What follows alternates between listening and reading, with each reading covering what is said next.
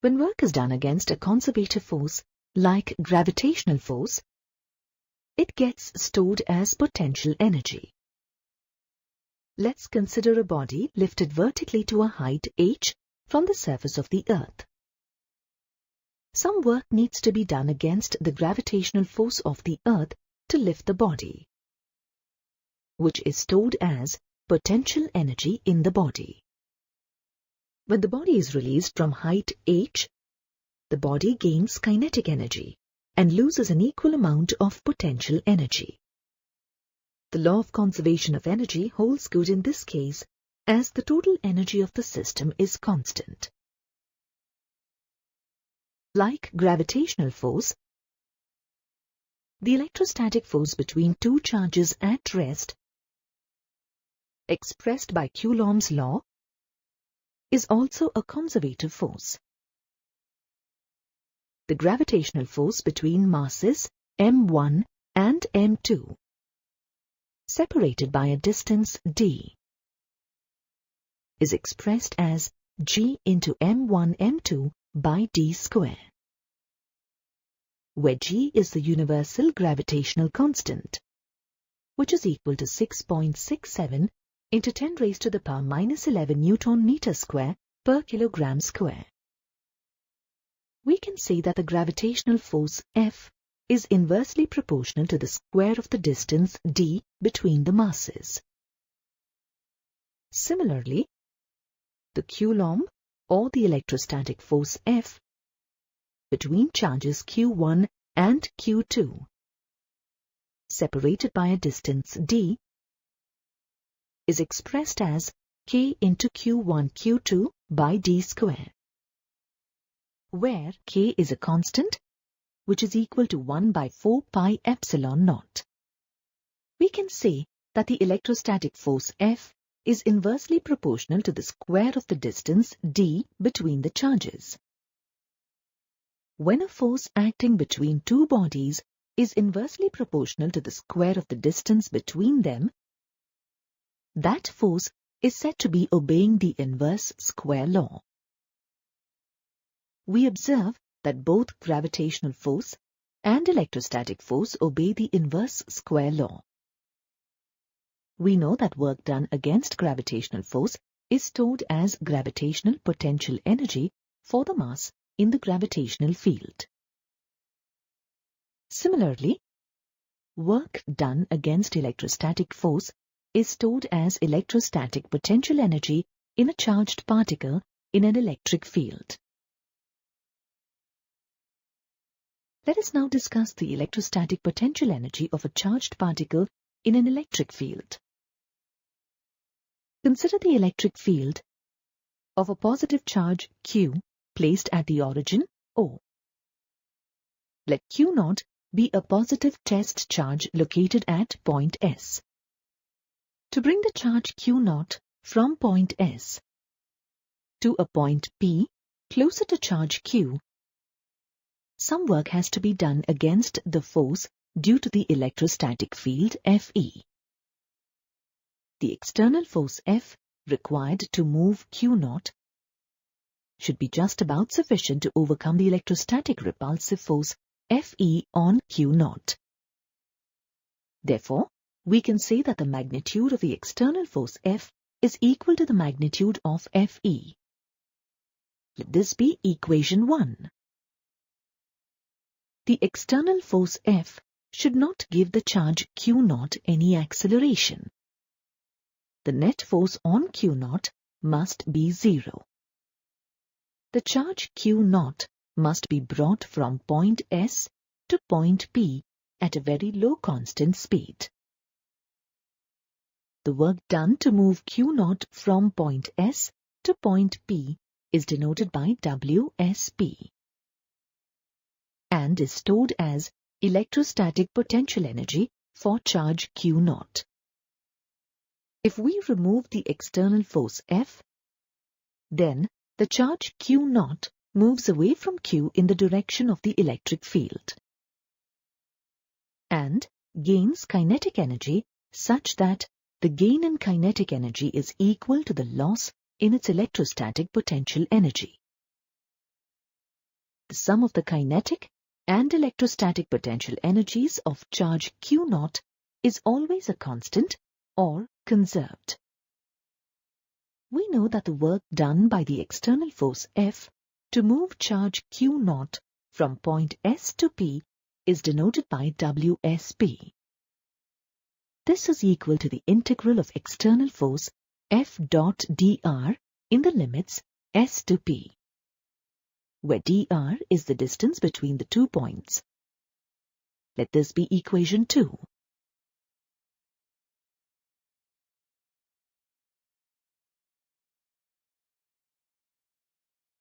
From equation 1, we know that the magnitude of the external force F is equal to the magnitude of force Fe due to the electric field.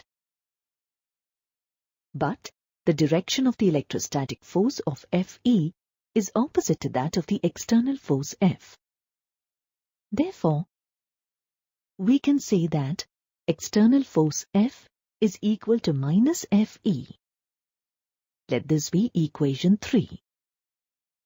Substituting the value of the external force F from equation 3 in equation 2, we get WSP is equal to minus integral Fe dot dr in the limits S to P.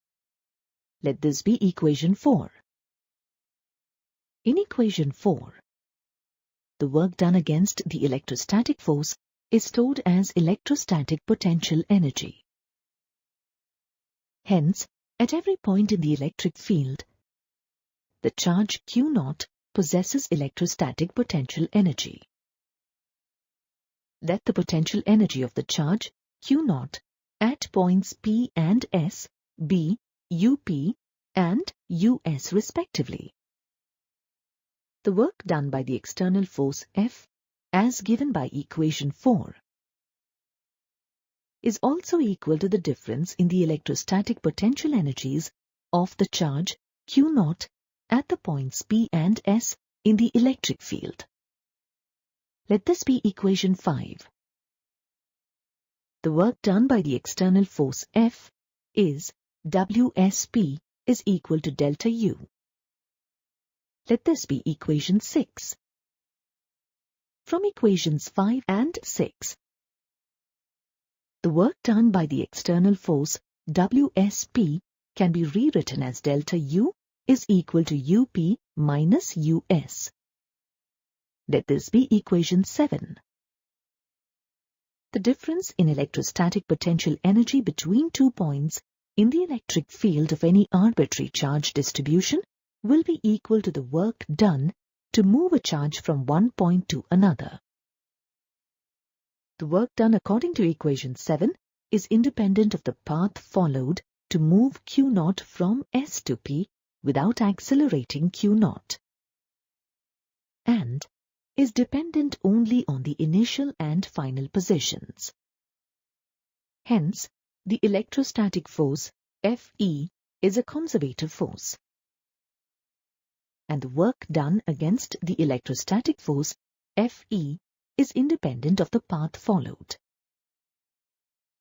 Adding a constant C to the electrostatic potential energy at points S and P will not alter the values of the difference in electrostatic potential energy between the charges and the work done WSP. Hence, we can choose a convenient reference point where the value of the potential energy is 0. Let point S be at an infinite distance from the charge Q.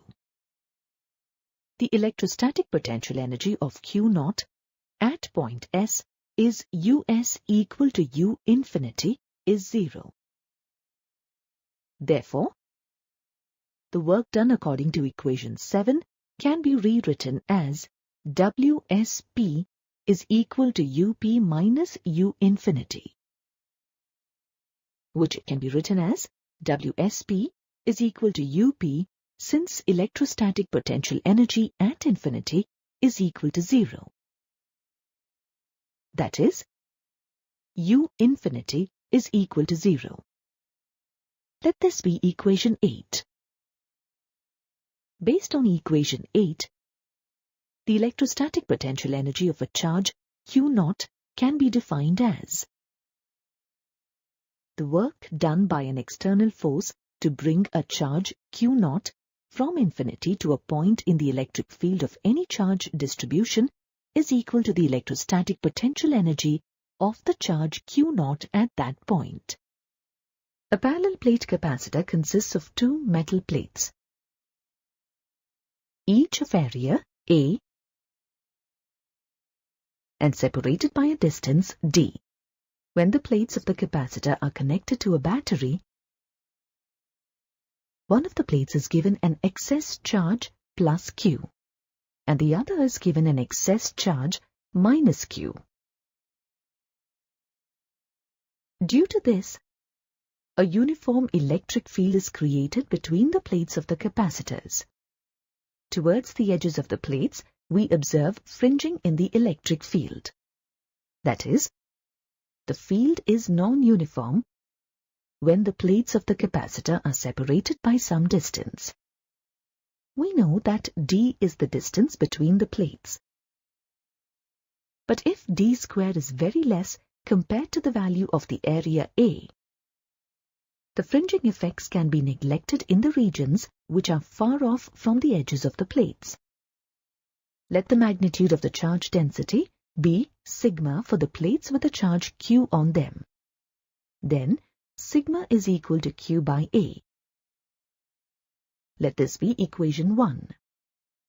Let us assume the region on the left side of the capacitor as region 1, region between the plates as region 2, and the region to the right side of the capacitor as region 3.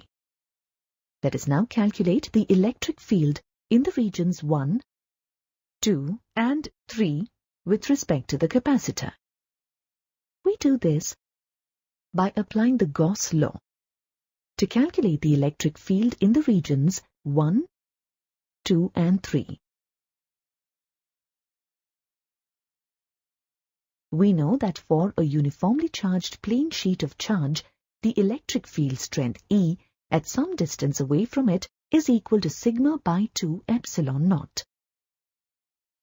Let this be equation 2.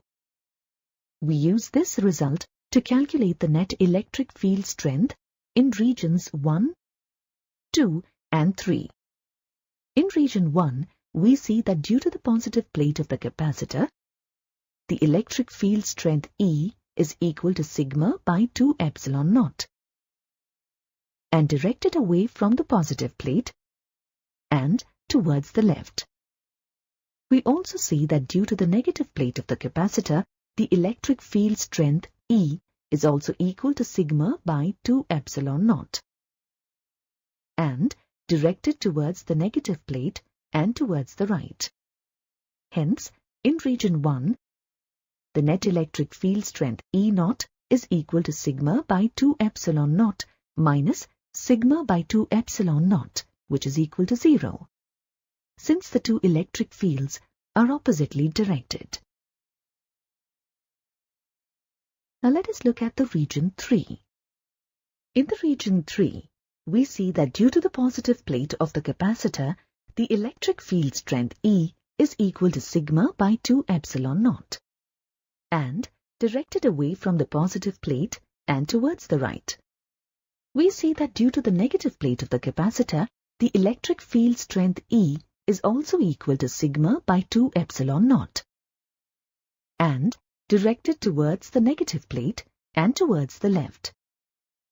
Hence, in the region 3, the net electric field strength is equal to plus sigma by 2 epsilon naught minus sigma by 2 epsilon naught, which is equal to 0. Since the two electric fields are oppositely directed in region 3 as well. Now let us look at region 2 between the plates of the capacitor. In region 2, we see that due to the positive plate of the capacitor, the electric field strength E is equal to sigma by 2 epsilon naught, and directed away from the positive plate and towards the right. we also see that due to the negative plate of the capacitor, the electric field strength E is equal to sigma by 2 epsilon naught. And directed towards the negative plate and towards the right. The region 2, which is in between the plates, has two electric fields of equal magnitude, sigma by 2 epsilon naught, which are both pointing towards the right. Hence, in the region 2, the net electric field strength E naught is equal to sigma by 2 epsilon naught plus sigma by 2 epsilon naught. On simplification, we get E naught is equal to sigma by epsilon naught. Let this be equation 3. Let the potential difference between the positive and the negative plates be equal to V. For a uniform electric field of strength E between the plates of the capacitor, we have V is equal to E naught d. Let this be equation 4. Substituting equation 3 in 4, we get V is equal to sigma d by epsilon naught. But we know that the charge density sigma is equal to Q by A. Therefore, we have V is equal to Qd by A epsilon naught. Let this be equation 5. Now, capacitance of a parallel plate capacitor C is equal to Q by V. Let this be equation 6. Substituting equation 5 in 6 and simplifying, we get capacitance C is equal to epsilon naught A by D. Let this be equation 7. This expression for the capacitance shows that the capacitance is directly proportional to the area of the plates A.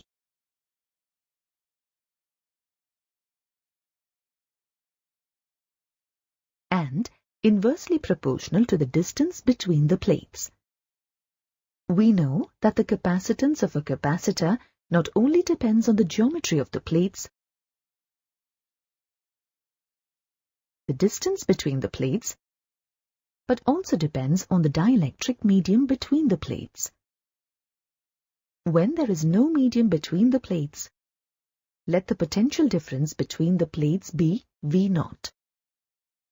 The electric field strength be E naught, and let its capacitance be C naught. We know that the capacitance C naught is equal to Q by V naught. Let this be equation 8. The electric field strength E naught is equal to sigma by epsilon naught. Let this be equation 9. The capacitance C naught is equal to epsilon naught A by D. Let this be equation 10. After disconnecting the charging battery, let a dielectric medium fill the intervening space between the plates of the capacitor. The dielectric medium in between the plates will be now in the presence of the electric field in between the plates. We know that when a dielectric medium is in an external electric field, it is polarized.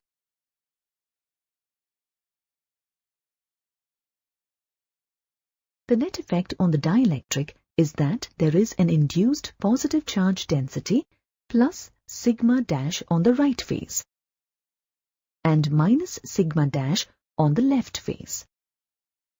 Due to this, there is a weak induced electric field, say E dash, in the direction opposite to that of E naught. Since the dielectric material has lesser number of free charge carriers as compared to the metal plates, which are conductors. Then, according to Gauss' law, the electric field strength E in the dielectric will be E is equal to sigma minus sigma dash by epsilon naught, which is less than the magnitude of E naught. The potential difference between the plates V is equal to ED, which now becomes V is equal to sigma minus sigma dash into D by epsilon naught, and hence V is less than V naught. In the case of linear dielectrics, sigma dash will be proportional to the external electric field strength E naught. But since E naught is equal to sigma by epsilon naught, it implies that the value of sigma minus sigma dash is proportional to the sigma value.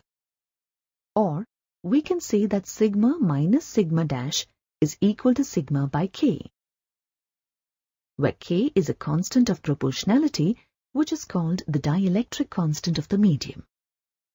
Since the electric field strength E is less than E naught, and hence potential difference V is less than V naught, this clearly implies that the value of K must be greater than 1. For any dielectric medium other than air, K is greater than 1. Using sigma minus sigma dash equal to sigma by K in the expression for V, we get V is equal to sigma d by K epsilon naught. But since sigma is equal to Q by A, we have V is equal to Qd by AK epsilon naught. Therefore, the capacitance with a dielectric medium is C dash equal to Q by V. Here, it is of importance to note that since the charging battery is disconnected, the charge on the capacitor remains constant even after the introduction of the dielectric. Now substituting value of V in the expression for C dash and simplifying, we get C dash is equal to K epsilon naught A by D. Here, the value of K epsilon naught is called epsilon, where epsilon is called permittivity of the medium.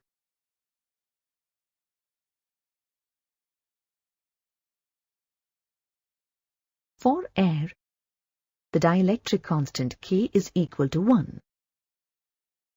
Hence, we have epsilon equal to epsilon naught for air. For dielectrics other than air, we have the dielectric constant K greater than 1. The dielectric constant K of the medium is defined as the ratio of the permittivity of the medium epsilon to the permittivity of the free space epsilon naught. We know that C naught is equal to epsilon naught A by D. Hence, we can write C dash is equal to K C naught. Since K is greater than 1 for any medium other than air, we have C dash greater than C naught. We can also write K as the ratio of C dash to C naught. Thus, the dielectric constant K is a dimensionless quantity and has no unit since it is a ratio between similar quantities. Dielectric constant is also called as the relative permittivity of the medium and is also denoted by epsilon r. K is also known as the factor by which the capacitance increases when a dielectric medium fills the intervening space between the plates of the capacitor. Therefore, we see that by introducing a dielectric medium between the plates of the capacitor, the capacitance of the parallel plate capacitor increases. To obtain an expression for the energy stored in a capacitor, let us consider a parallel plate capacitor having metal plates X and Y, each of area A and separated by a distance D. When the plates X and Y of the capacitor are connected to a battery, one of the plates is given an excess charge plus Q and the other is given a charge minus Q. The plates X and Y are connected to the positive and the negative terminals of the battery respectively. Let the capacitance of the capacitor be C, which is a constant. Let us now try to understand the mechanism involved in the process of charging of the capacitor plates from an energy point of view. In order to do that, we need to first imagine that the plates of the capacitor are completely uncharged. Now imagine removing infinitesimally small positive charge plus dq dash from the plate Y and transferring it to the other plate repeatedly. In this process, we see that the plate Y is getting negatively charged due to the buildup of excess negative charge on it, and hence the plate Y is at a lower potential. Simultaneously, we see that the plate X is getting positively charged due to the buildup of excess positive charge on it, and hence the plate X is at a higher potential. Therefore, the process involves transferring charge from the plate Y at the lower potential to the plate X at the higher potential. The electric field that builds up between the plates has a direction that tends to oppose further charge transfer.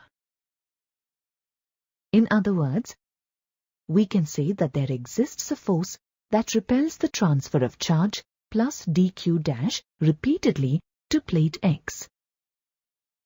Therefore, as charge accumulates on plate X, this repulsive force on the charges being transferred increases, and hence the amount of work done to transfer charge also increases. This work is actually done by the battery at the expense of its stored chemical energy. The work done to charge a capacitor is stored as electrostatic potential energy, U, in the capacitor. Now, let us consider a state of the capacitor where the charge on the plates of the capacitor is Q dash and the potential difference between the plates of the capacitor is V dash. Then, Q dash is equal to CV dash or V dash is equal to Q dash by C.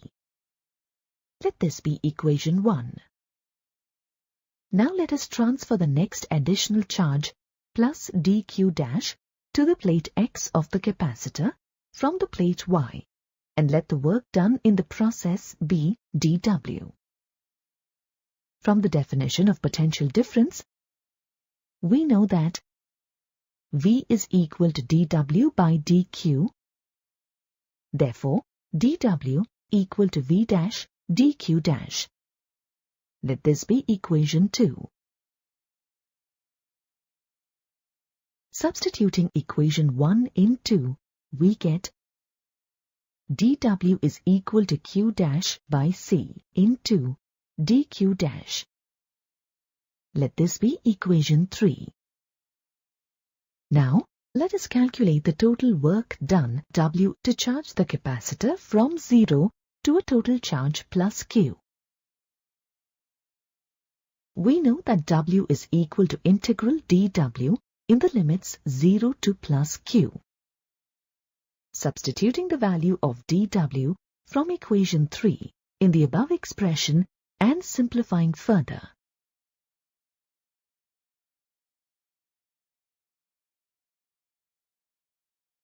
we get W is equal to Q square by 2C.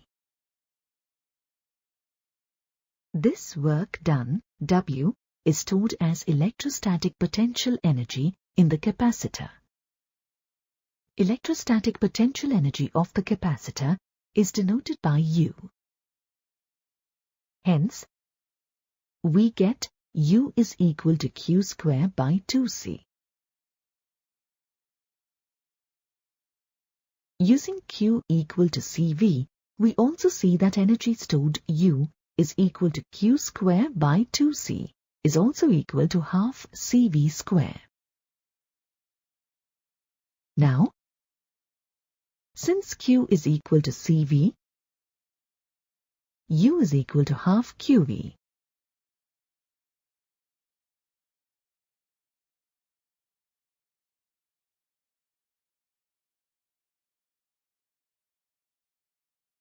A charged capacitor is analogous to a stretched spring. When the spring is stretched, it stores elastic potential energy U equal to half kx square, where k is the force constant of the spring and x is the elongation in the spring. When released, the spring loses the stored elastic potential energy. Similarly, the capacitor when charged stores electrostatic potential energy U equal to Q square by 2C. We see that the value of Q is analogous to the elongation x, and the value of 1 by C is analogous to the value of the force constant K. The energy supplied to the capacitor in the charging process is released when the capacitor discharges. We can also say that the energy stored in the capacitor is localized in the electric field between the plates. Now let us derive an expression to calculate the energy density of the region between the plates of the capacitor. The electric field strength E between the plates of the capacitor is equal to V by D, assuming a uniform electric field between the plates. Let this be equation 4. The electric field fills the region between the plates, and this region has a volume equal to area A into distance D. The energy density is defined as energy stored per unit volume. Therefore, energy density is equal to the energy stored by volume. This is equal to half CV square divided by AD, since the volume is equal to AD, which is equal to CV square by 2AD. Multiplying and dividing the right-hand side of this expression with D, we get energy density is equal to half CD into V square by AD square. Let this be equation 5. For a parallel plate capacitor, we know that the capacitance C is equal to epsilon naught A by D. Therefore, CD by A is equal to epsilon naught. Let this be equation 6. Substituting equations 6 and 4 in equation 5 and simplifying, we get energy density is equal to half epsilon naught into E square. This equation for energy density holds good for the electric field of any charge configuration in general.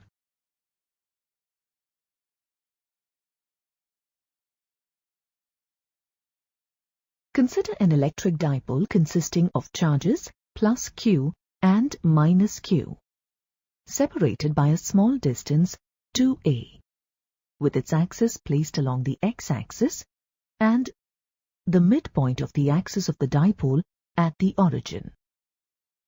The charge plus Q lies on the positive x-axis at A,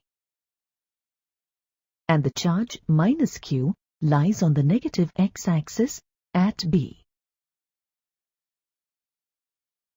The electric dipole moment P due to the dipole is equal to 2AQ, and the dipole moment P points from minus Q towards plus Q. Let this be equation 1. Consider a point P in the electric field of the dipole in free space, at a distance r1 from the charge plus Q, and distance r2 from the charge minus Q. The net electric potential at point P due to the electric dipole is equal to the algebraic sum of the electric potentials due to the charges plus Q and minus Q of the dipole.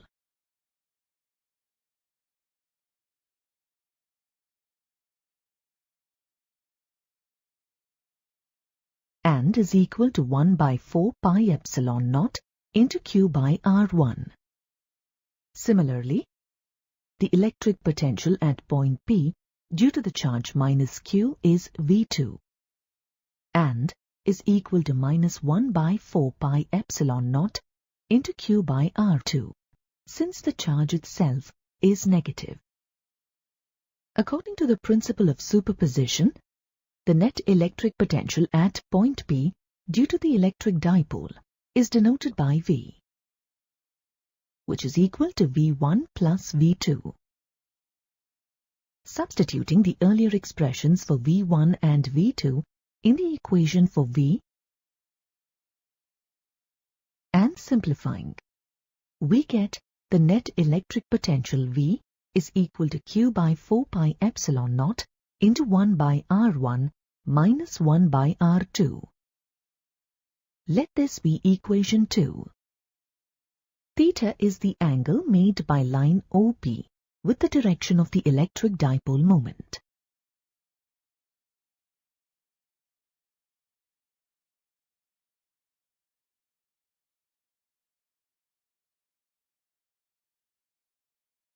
From the geometry of the figure, using the cosine rule for the triangle PAO, we have R1 square is equal to R square plus A square minus 2AR cos theta. This can be written as R1 square is equal to R square into 1 minus 2A cos theta by R plus A square by R square. Let this be equation 3. If R is much greater than A, then the ratio A to R is much less than 1, and hence the term A square by R square in equation 3 can be neglected as it becomes very negligible. Then we get R1 square is equal to R square into 1 minus 2A cos theta by R. This implies R1 is equal to R into 1 minus 2A cos theta by R power half. Therefore, 1 by R1 is equal to 1 by R into 1 minus 2A cos theta by R power minus half. Using binomial expansion of the terms in parentheses, we get 1 by R1 is equal to 1 by R into 1 plus A cos theta by R. Let this be equation 4.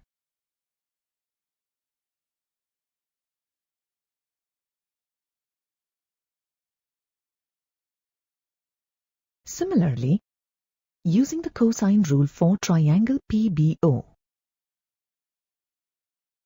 we have R2 square is equal to R square plus A square plus 2AR cos theta. This can be written as R2 square equal to R square into 1 plus 2A cos theta by R plus A square by R square. Let this be equation 5. If R is much greater than A, then the ratio A to R is much less than 1, and hence the term A square by R square in equation 5 can be neglected since it becomes negligible. Then we get R2 square is equal to R square into 1 plus 2A cos theta by R. This implies R2 is equal to R into 1 plus 2A cos theta by R power half. Thus, 1 by R2 will be equal to 1 by R into 1 plus 2A cos theta by R power minus half. Using binomial expansion of the terms in parentheses, we get 1 by R2 is equal to 1 by R into 1 minus A cos theta by R. Let this be equation 6. Substituting equations 4 and 6 in equation 2 and simplifying, we have V is equal to 1 by 4 pi epsilon naught into Q by R into 2A cos theta by R, which will be equal to 1 by 4 pi epsilon naught 2A Q cos theta by R square. We know that the dipole moment P is equal to 2AQ, and hence net potential V is equal to 1 by 4 pi epsilon naught P cos theta by R square. Let this be equation 7. If R cap is the unit vector along the direction of OP, and since P dot R cap is equal to P cos theta, then we have net potential V is equal to 1 by 4 pi epsilon naught into P dot r cap by r square. The potential V as obtained by equation 7 is for the distance r, which is very large compared to A.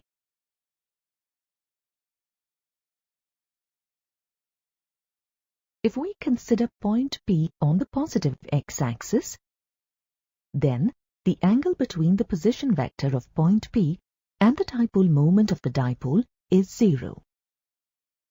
Then the potential at P due to the dipole V is equal to 1 by 4 pi epsilon naught into P by r square, as cos 0 degrees is equal to 1. If point P is on the negative x-axis, then the angle between the position vector of P and the dipole moment of the dipole is 180 degrees. The potential at P due to the dipole is V is equal to minus 1 by 4 pi epsilon naught into P by r square, as the cosine of 180 degrees is minus 1.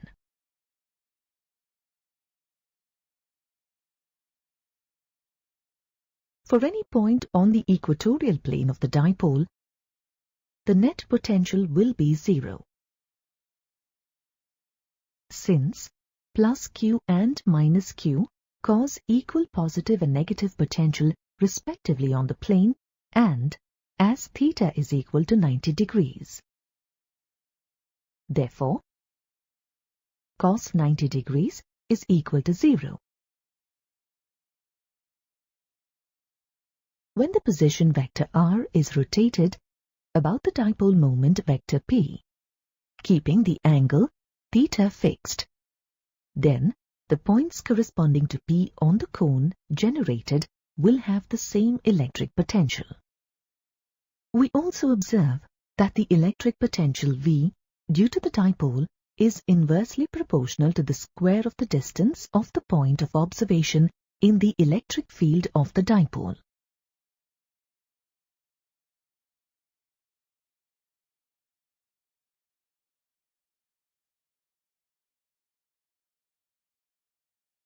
In the case of a dipole, we have calculated the net potential due to a system of two charges.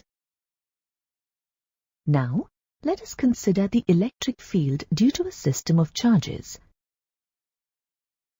Say, Q1, Q2, Q3, and so on up to Qn. Let us consider a point P in the electric field of the charge configuration.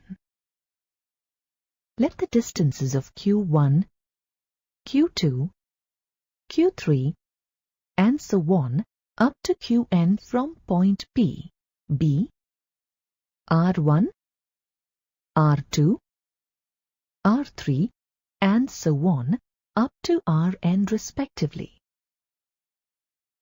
The potentials due to Q1, Q2, Q3, and so on up to Qn at point P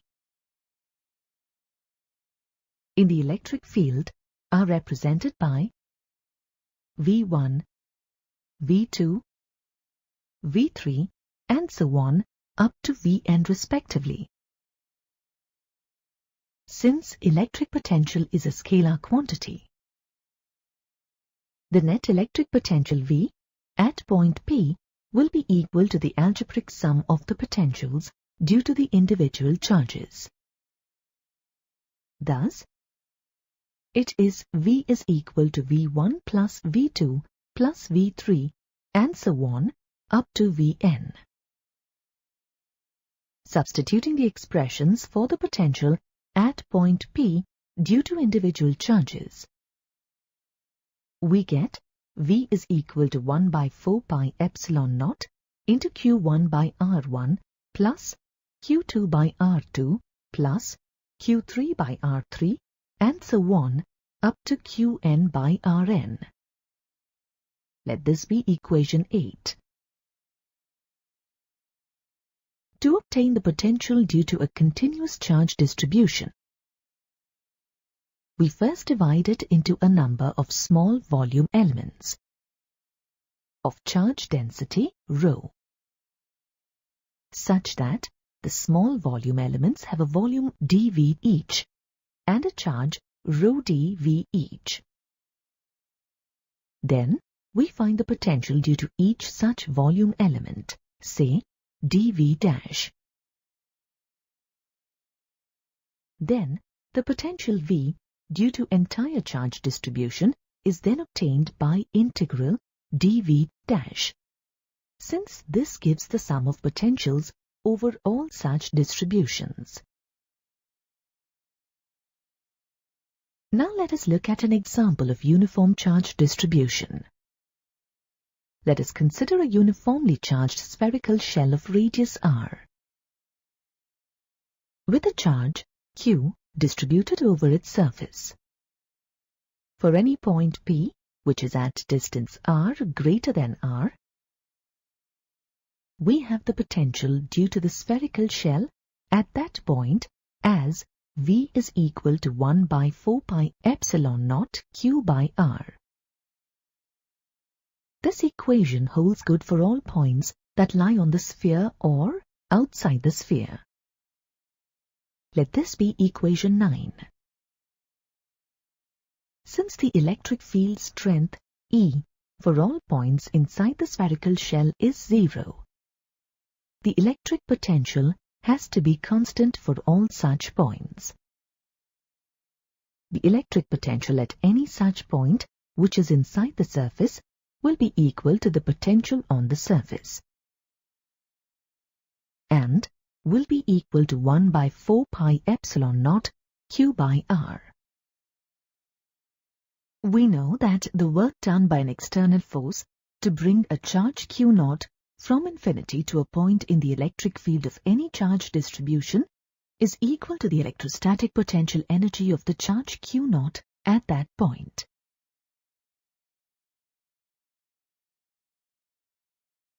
That is, the work done to bring the charge q naught from point S at infinity to P is equal to the potential energy of q naught at point P. Since the force on charge q naught due to any static charge configuration is F equal to q naught E, the work done will be proportional to q naught. We can say that W is equal to a constant K into q naught, or the quantity W by q naught is equal to K. Therefore, the resultant quantity obtained is independent of q naught. The work done per unit test charge is a characteristic of the electric field at that point due to the charge configuration, and is known as electric potential at that point in the electric field due to the charge configuration. The electric potential is denoted by V. Let us consider a point P between the origin and point S. Then, potential energy of the charge q naught at points S and P is US and UP respectively. We know that the work done by the external force to bring charge q naught from point S to P is expressed as WSP is equal to delta U, which is equal to UP minus US. If VP and VS denote the electric potentials at points P and S respectively, then the work done by the external force to bring the unit positive charge from S to P is equal to VP minus VS, which is in turn is equal to UP minus US by q naught. Choosing S to be at infinity and also the electric potential at infinity as 0, the work done by the external force to bring the unit positive charge from infinity to point P in the electric field is equal to the electric potential Vp at point P. The electric potential V at any point in the electric field of a charge configuration is equal to the work done to bring a unit positive charge from infinity to that point in the electric field. Let us obtain an expression for the electric potential V at a point in the electric field of a point charge Q at the origin using the definition of the electric potential V at a point in the electric field of a static charge configuration. Consider the electric field of charge Q, in which P is a point at distance r from it. Consider the point S in the electric field, which is at distance r' from the charge Q. Let a unit positive charge Q0 with a charge of +1 coulomb be placed at point S. The electrostatic force Fe between Q and a unit positive charge placed at S will be equal to 1 by 4 pi epsilon naught into Q into 1 by r' square into r' cap, where r' cap is the unit vector along the direction of OS. Therefore, Fe will be equal to 1 by 4 pi epsilon naught into Q by r' square into r' cap. Let this be equation 1.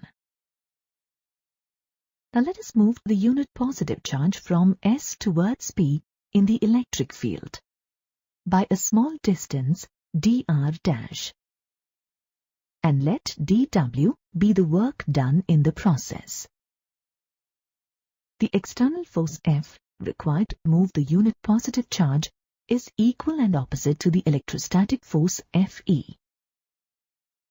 dW will be equal to F dot dr', which is equal to -1 by 4 pi epsilon naught Q by r' square into dr'.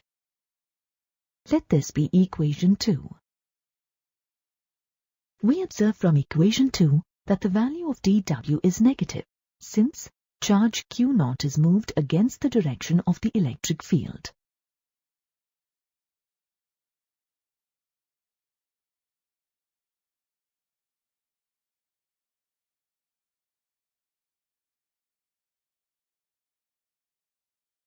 Now let us assume that the unit positive charge is brought from infinity to point P in the electric field.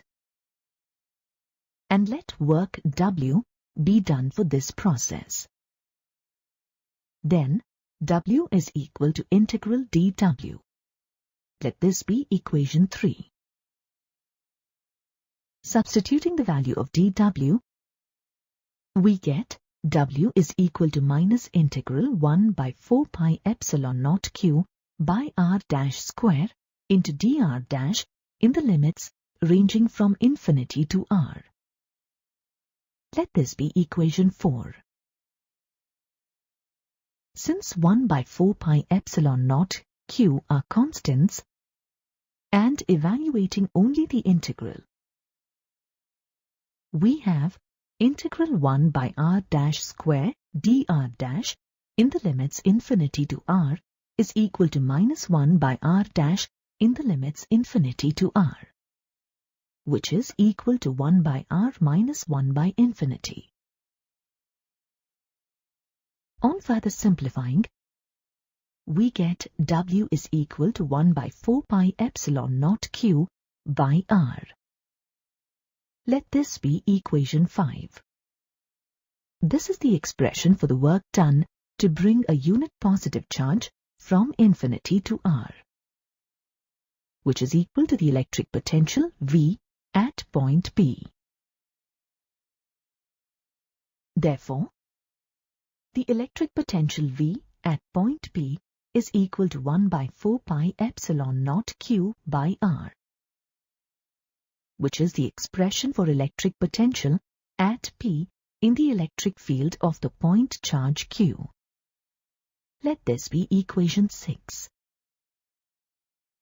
The electric potential V is a scalar quantity, and its SI unit is joule per coulomb or volt. 1 joule per coulomb is equal to 1 volt. We know that the electric field E of a point charge Q at a distance r from it is inversely proportional to the square of the distance r from it. The graph shows the variation of electric field E with respect to r. The electric potential V at a point in the electric field of a point charge is inversely proportional to the distance r from the charge as seen earlier. The graph shows the variation of the electric potential V with respect to distance r from the charge.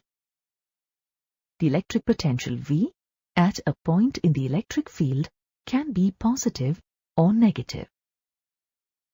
This can be understood from the following solved examples. A point charge of 1 microcoulomb exists in air. Find the electric potential due to the charge at a distance of 10 centimeters from the point charge. Given that charge Q equal to 1 microcoulomb equal to 1 into 10 raised to the power minus 6 coulomb. Distance from the charge is r equal to 10 centimeter equal to 0.1 meter. The electric potential due to the point charge at distance r from it can be calculated using the formula V is equal to 1 by 4 pi epsilon naught into Q by r. The value of 1 by 4 pi epsilon naught is equal to 9 into 10 raised to the power 9. Substituting the values and calculating for V, we get electric potential V due to the charge at distance r equal to 9 into 10 raised to the power 4 volts. Solved example 2. Two charges, 2 microcoulomb and minus 4 microcoulomb, are separated by a distance of 20 centimeter in air. Find the electric potential at the midpoint of the line joining the two charges. Solution. Given charge Q1 is equal to 2 microcoulomb equal to 2 into 10 raised to the power minus 6 coulomb. Charge Q2 is equal to minus 4 microcoulomb equal to minus 4 into 10 raised to the power minus 6 coulomb. The distance of the midpoint from Q1 as well as Q2 is equal to r is equal to 10 centimeter is equal to 0.1 meter.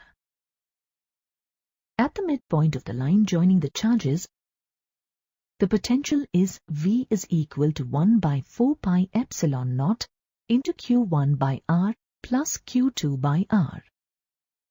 Substituting the values of the various given quantities and simplifying, we get V is equal to minus 18 into 10 power 4 volt. Consider an equatorial plane of the electric dipole as shown. For various points like A, B and C, let the potentials be VA, VB and VC respectively. Electric potential due to a dipole is given by V is equal to 1 by 4 pi epsilon naught into P cos theta by r square. Since points A, B and C lie on equatorial plane, theta is 90 degrees for points A, B and C. Therefore, VA, VB and VC are equal to 0. Now let us consider a uniformly charged spherical shell of radius r with charge Q on it. Imagine a sphere of radius r around the shell. The electric potential V for any point on the imaginary sphere is given by V equal to 1 by 4 pi epsilon naught Q by R. In the above examples, we have seen surfaces which have the same potential at all points on them. Hence, potential difference delta V between points on an equipotential surface is 0. A surface on which the electric potential is the same for all points on it is called an equipotential surface. As potential difference delta V is equal to 0 between any 2 points on an equipotential surface, therefore, to move a test charge Q0 on the equipotential surface, the work done W is equal to Q0 into delta V is equal to 0. The equipotential surface at a point is always normal to the electric field at that point in the electric field for any charge distribution.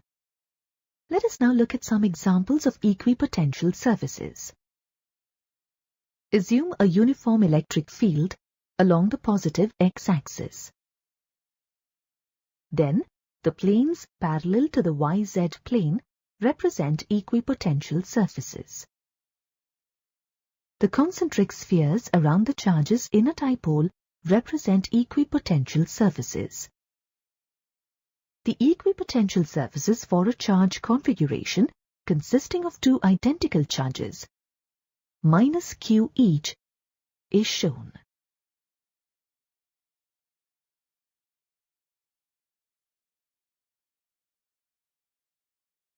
Consider 2 equipotential surfaces represented as A and B in a uniform electric field of strength E, separated by a small distance delta R.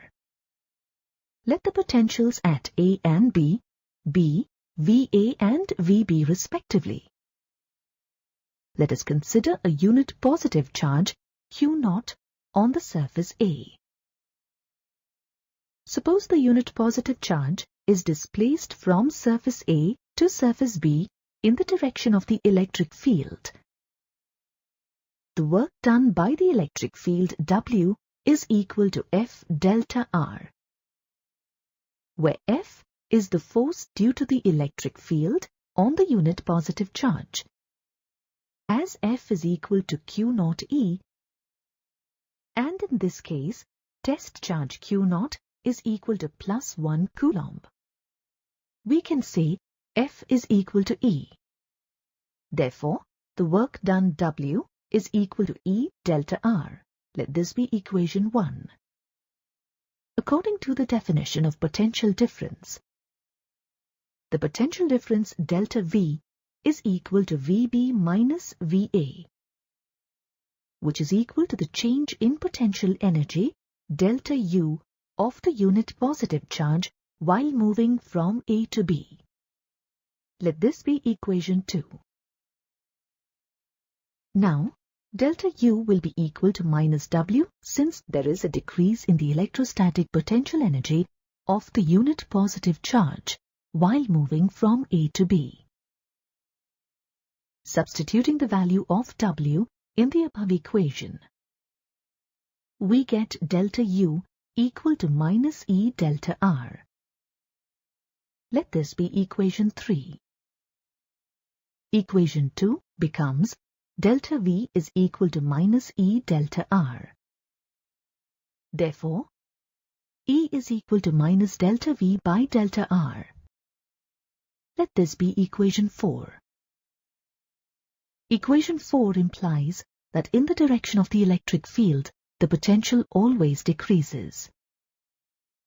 Thus, VA is greater than VB.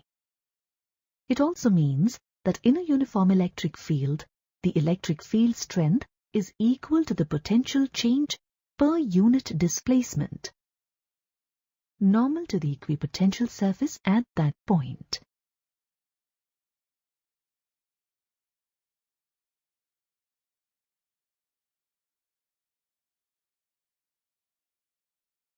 Now let us learn about the electrostatic potential energy of a system of charges. Consider a charge Q1 and let P be a point in the electric field of Q1 at a distance of r from the charge.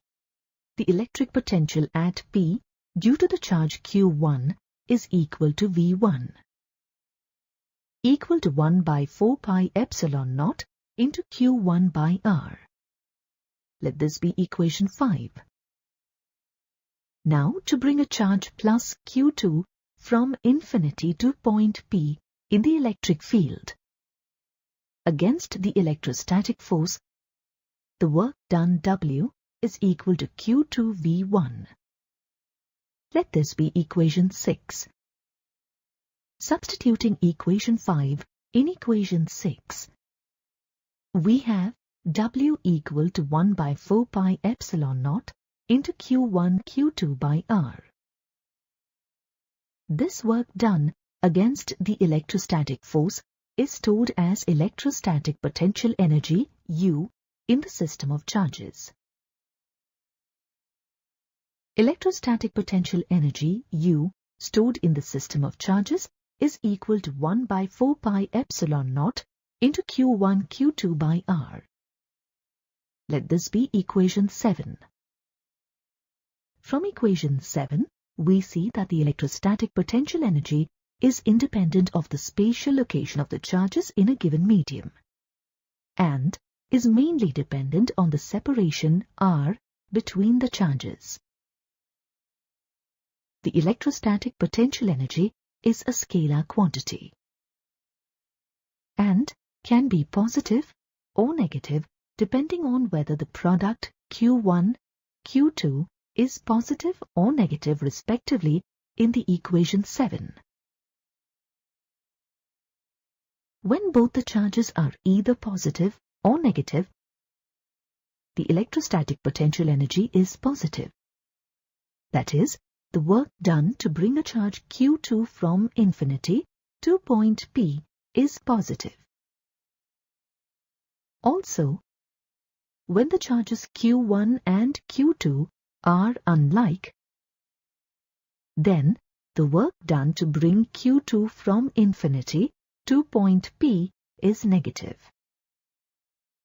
Equation 7 gives the electrostatic potential energy for a pair of charges Q1 and Q2. Proceeding similar to the above procedure, for a system of 3 charges Q1, Q2 and Q3, there would be 3 pairs in the expression for the electrostatic potential energy U, given as U is equal to 1 by 4 pi epsilon naught into Q1 Q2 by R12 plus Q2 Q3 by R23 plus Q3 Q1 by R13, where R12 is the separation between Q1 and Q2. R23 is the separation between Q2 and Q3. And R13 is the separation between Q3 and Q1 respectively. Let this be equation 8. Equation 8 can be expressed as U equals to 1 by 4 pi epsilon naught into Q1 Q2 by R12 plus 1 by 4 pi epsilon naught into Q2 Q3 by R23 plus 1 by 4 pi epsilon naught into Q1 Q3 by R13. This equation can again be written as U is equal to U12 plus U23 plus U13. Let this be equation 9, where U12, U23 and U13 are the electrostatic potential energies for the pairs of charges Q1, Q2, Q2, Q3 and Q1, Q3 respectively.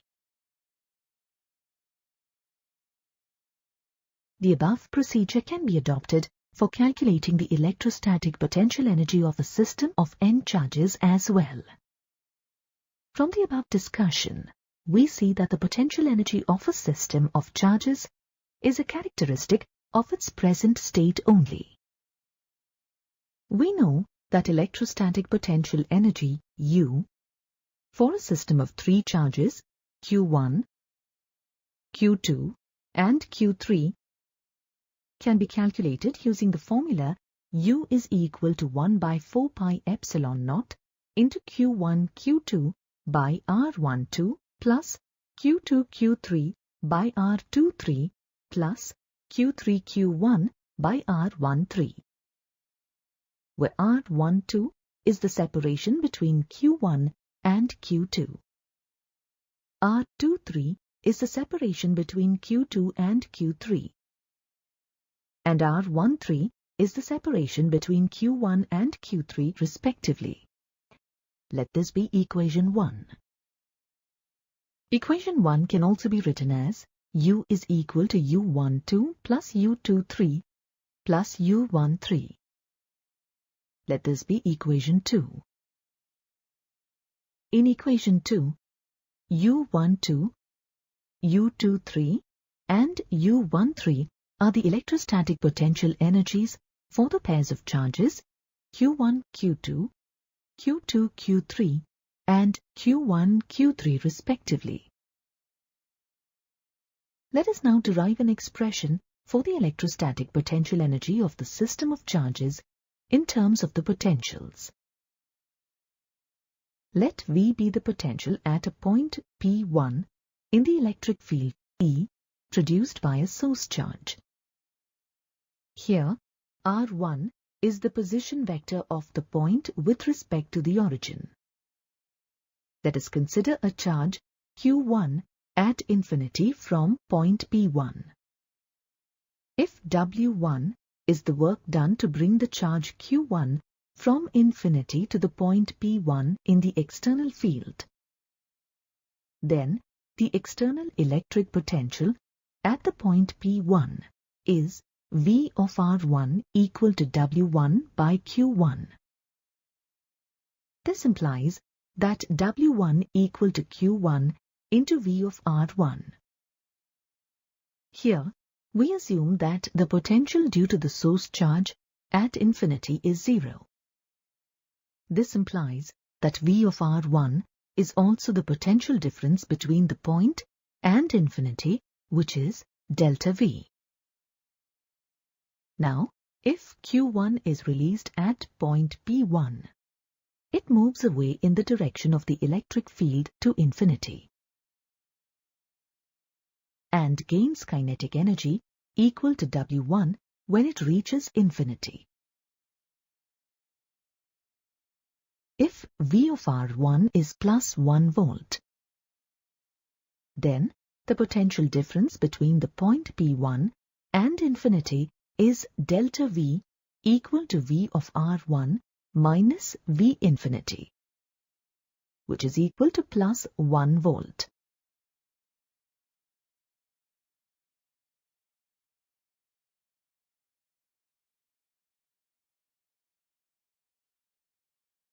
Now, if Q0 is an electron which is at rest at infinity, is released under a potential difference, then it moves towards the point P1.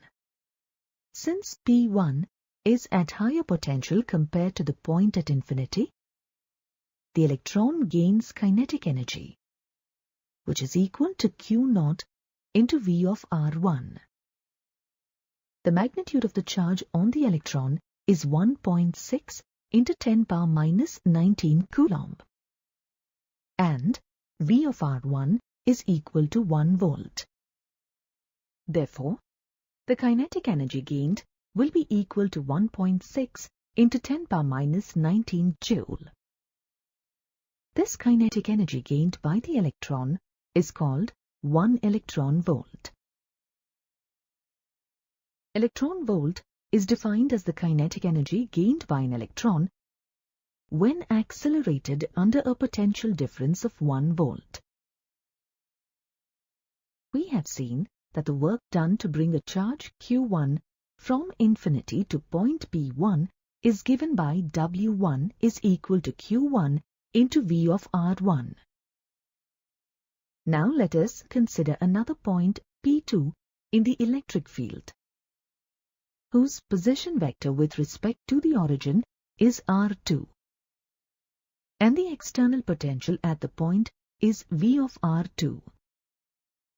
Let the distance between points P1 and P2 be R12. Let us bring another charge, Q2, from infinity to the point P2 in the electric field, and let the work done in this process be W2. Hence, work done to move the charge Q2 from infinity to the point P2 is Q2 into V of R2. If Q2 is now released, it moves due to electric field E and also due to the electric field of Q1. Work has to be done to hold the charge Q2 against the force due to the electric field E and also due to that of Q1. Work done to hold Q2 against the electric field due to Q1 is expressed as W12, which is equal to 1 by 4 pi epsilon naught into Q1 Q2 by R12. The total work done to hold Q2 at rest at P2 is Q2 into V of R2 plus W12. Substituting the relation for W12, we have total work done is equal to Q2 into V of R2 plus 1 by 4 pi epsilon naught Q1 Q2 by R12. The total work done to assemble the system of charges in the external electric field is equal to Q1 into V of R1 plus Q2 into V of R2 plus 1 by 4 pi epsilon naught into Q1 Q2 by R12. This is stored as electrostatic potential energy in the system of charges. Let this be equation 3.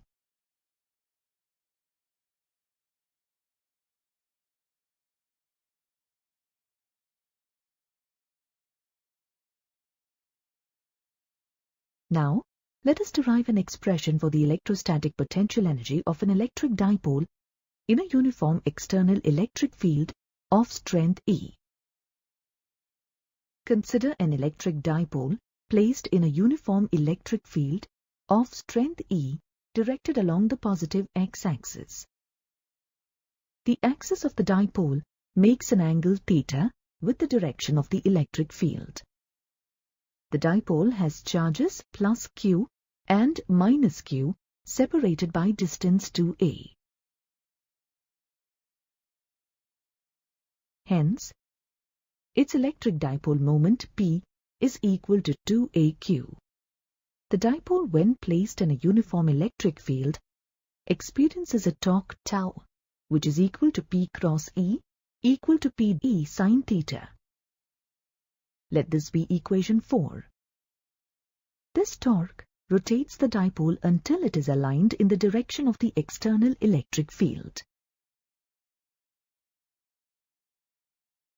Let us apply an external torque tau external equal and opposite to the torque tau, which rotates the dipole from the angle θ1 to the angle θ2, with the field direction without giving the dipole any angular acceleration. That is, at an infinitesimally low angular speed. Let the work done by the external torque in this process be W. Then, W is equal to integral tau external dot d theta in the limits θ1 to θ2, as tau external is equal to tau. We can write W is equal to tau into d theta in the limits θ1 to θ2. Substituting tau equal to P into E sin theta, we get W is equal to integral P E sin theta d theta in the limits θ1 to θ2. Since P and E are constant, we keep them out of the integration, and thereby, carrying out the integration, we get W is equal to minus PE into cos θ2 minus cos θ1. This work done by the external torque gets stored as potential energy U in the system in the external electric field. If θ1 is equal to 90 degrees and if θ2 equal to θ, then the potential energy in terms of the angle the dipole makes with the external field is U is equal to minus P into E cos θ.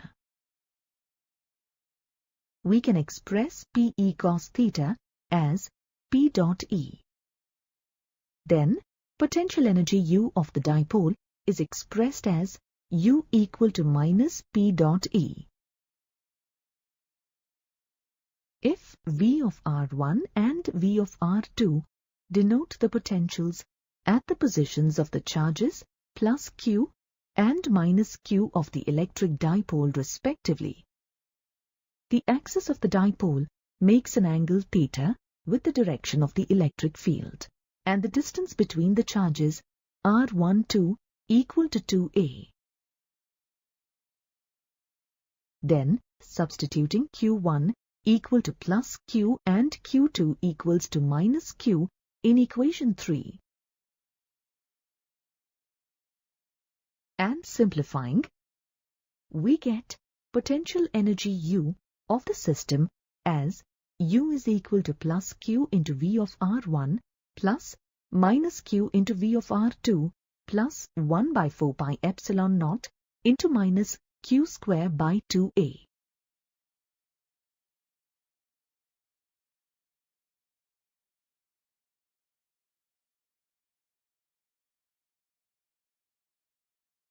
This equation can be further simplified as U is equal to Q into V of R1 minus V of R2 minus 1 by 4 pi epsilon naught into Q square by 2a.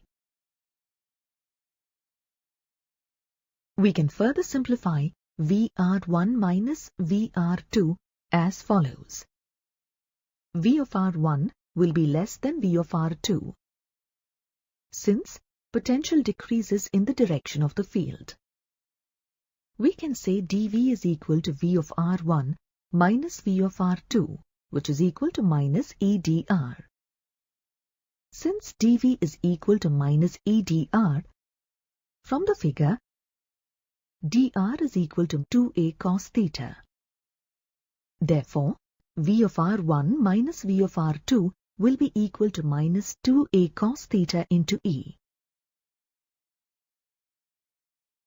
Multiplying both sides with Q, we get Q into V of R1 minus V of R2 equal to minus Q into 2a cos θ into E.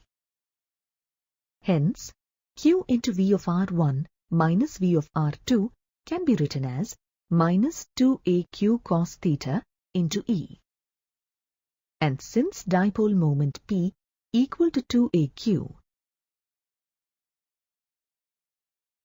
this can be written as minus PE cos θ. Now the electrostatic potential energy of the system can be written as minus PE cos θ minus 1 by 4 pi epsilon naught Q square by 2a.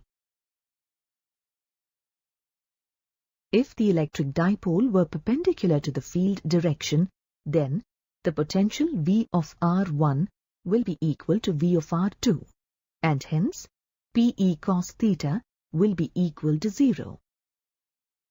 And hence, the electrostatic potential energy of the system will be equal to minus 1 by 4 pi epsilon naught Q square by 2a.